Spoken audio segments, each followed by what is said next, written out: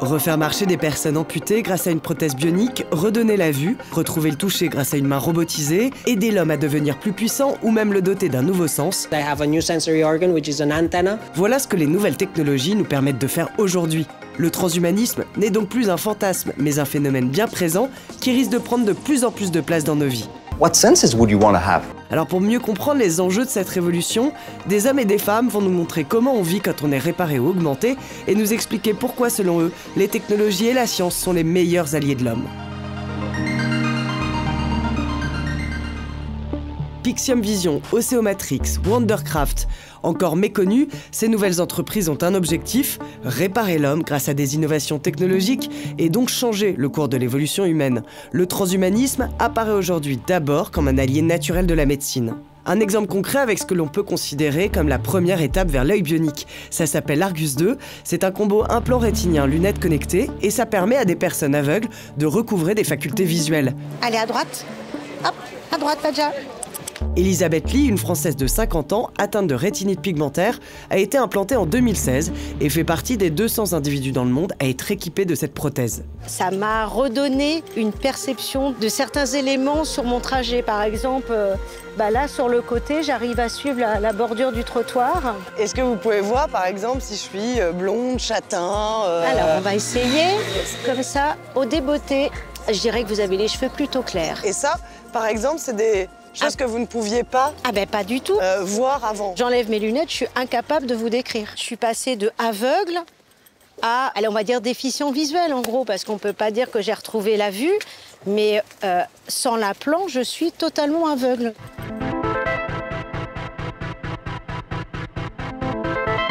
Comment ça marche exactement? Donc j'ai entre les yeux, là, une caméra. Ça, c'est le boîtier qui va transformer les images analogiques en codage numérique. Ça va passer à l'antenne, donc c'est le petit boîtier rond que j'ai là, et c'est cette antenne-là qui envoie par onde radio et pour stimuler les électrodes de ma rétine. Elles vont s'éclairer, suivant ce qu'il y a, en nuances de gris. La première fois que vous avez mis l'implant, qu'est-ce qui s'est passé? La première chose que j'ai fait, c'est ça. Et donc, j'ai vu quelque chose bouger devant moi. Je voyais pas ce que c'était, mais je savais que c'était ma main. C'est des plaisirs, des petits plaisirs en plus que revoir la silhouette de mes enfants. Ça, c'est pas quelque chose qui change la vie, mais c'est tellement beau. Comment vous vous sentez avec cet implant? Est-ce qu'il y a une partie de vous qui se sent un peu cyborg ou robot ou différente? Mais moi, c'est comme ça que je les appelle, mes lunettes de cyborg.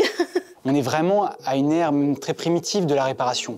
Mais les résultats obtenus sont toutefois très encourageants et on pourrait peut-être, à terme, arriver à retrouver des capacités qui pourraient prétendre à une vraie réparation de la vision. On peut parler d'augmentation à partir du moment où la technologie permet de dépasser les capacités d'un corps dit normal. Mais il n'y a pas que le physique qui peut être aujourd'hui réparé ou augmenté.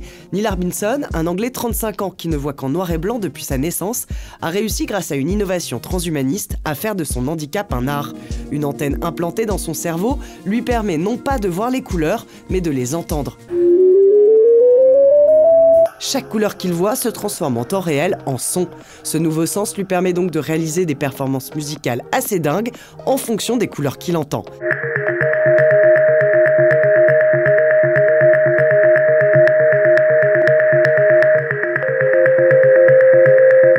Il est d'ailleurs considéré aujourd'hui comme le premier artiste cyborg de l'histoire. It goes inside my skull, so I actually feel cyborg. I feel that even if I touch the antenna, I feel it's like a part of my body. C'est un homme augmenté dans le sens où il a une capacité à décoder la couleur des sons qui est assez exceptionnelle et qui lui a demandé beaucoup d'apprentissage, d'abnégation et d'entraînement avant de maîtriser cette espèce de nouveau talent, de nouvelles capacités. Mais Neil Harbinson n'est pas le seul. Jason Barnes, un Américain de 28 ans, amputé suite à un accident, est devenu le batteur le plus rapide au monde, capable de faire 20 battements par seconde grâce à son bras bionique.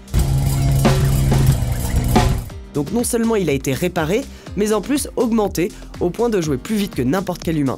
2 baguettes se trouvent ainsi sur sa prothèse, Jason en contrôle une, quand l'autre est autonome grâce à son propre algorithme. Mais comment on vit avec cette prothèse? On se sent comment?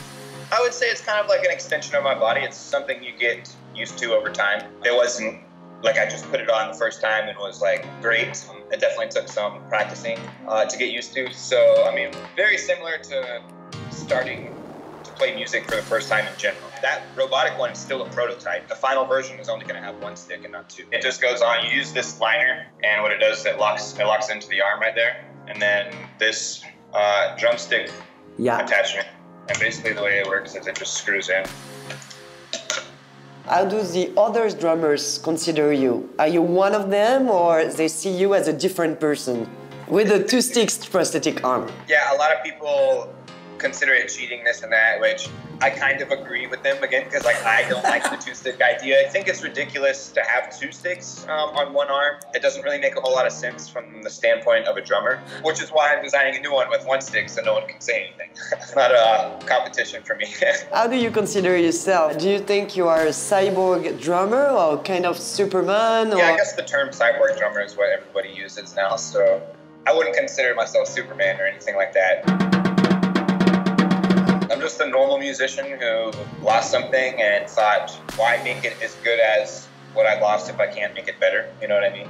Do you think one day we will all be cyborgs? Or... I definitely think one day, you know, like Elon Musk, you know, his Neuralink thing he's developing, that's definitely going to be a reality at some point. If it's going to be in the next 20 years or 100 years, I don't know. But that's kind of the next step in human evolution, I feel like.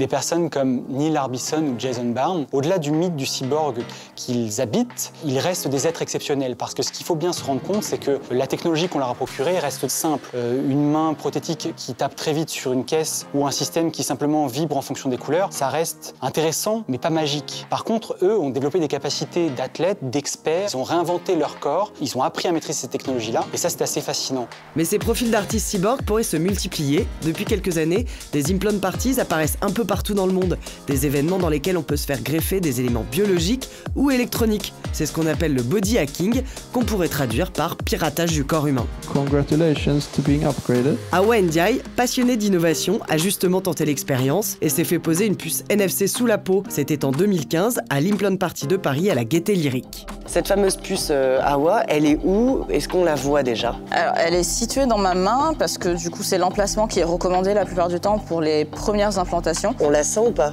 Ah si. On la sent. Elle est juste sous la peau. Sous la peau là. Exactement. C'est la taille d'un grain de riz en fait. Elle est vraiment toute petite. Quand t'as accepté de te mettre ça à l'Implant Party justement, c'était quoi ton but?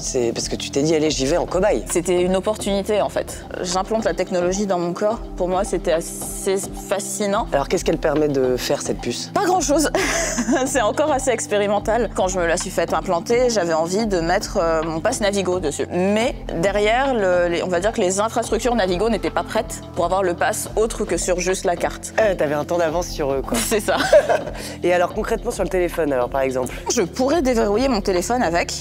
Ou verrouiller dans les deux cas. Ou verrouiller dans les deux cas, mais pareil, l'usage n'est pas forcément hyper pratique. En fait, ce qu'il faut, c'est que le récepteur NFC du téléphone soit en contact avec la puce. C'est un peu un jeu de cache-cache de se dire, OK, où est le récepteur avec ma puce?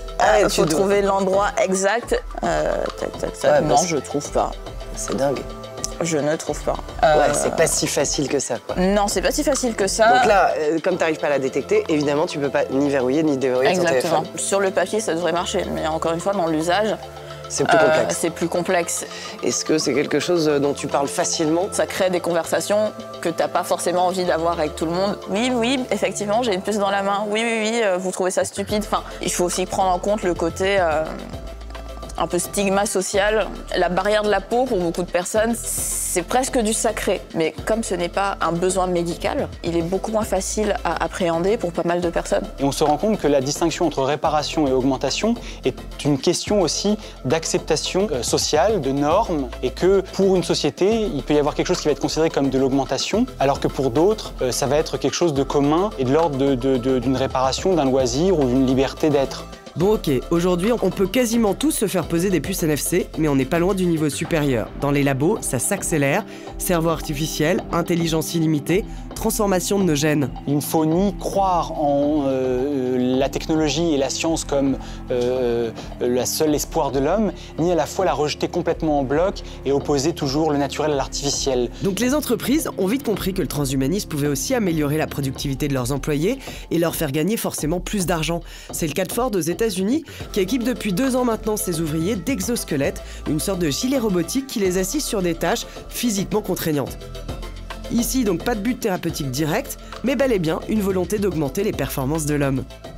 Derrière cette utilisation d'exosquelettes, il y a bien entendu préserver la santé des opérateurs, mais il y a aussi le rêve, l'espoir d'augmenter la productivité de certains. Les coûts induits par les maladies professionnelles sont tels que simplement préserver la santé des opérateurs a un gros impact économique. Vouloir augmenter l'homme, le faire fusionner avec la machine, c'est forcément toucher à ce qu'on est, à notre humanité. Alors est-ce que c'est dangereux? Et si oui, quels sont les risques de cette évolution? Il y a la question de la toute-puissance derrière. Donc pour moi, de fait, il y a des risques potentiels avec la question transhumaniste. Risque de fracture sociale, économique, risque de fracture culturelle, dans le sens que comment on fait communauté avec des gens qui sont augmentés d'un côté et ceux qui ne sont pas augmentés de l'autre, et puis risque plus biologique, génétique, de modification structurelle de l'humanité. Mais je rappelle juste quand même un point, pour éviter que chacun tombe dans la panique absolue, le temps de la singularité, ce moment où l'intelligence artificielle dépasse définitivement l'intelligence humaine, n'est pas là.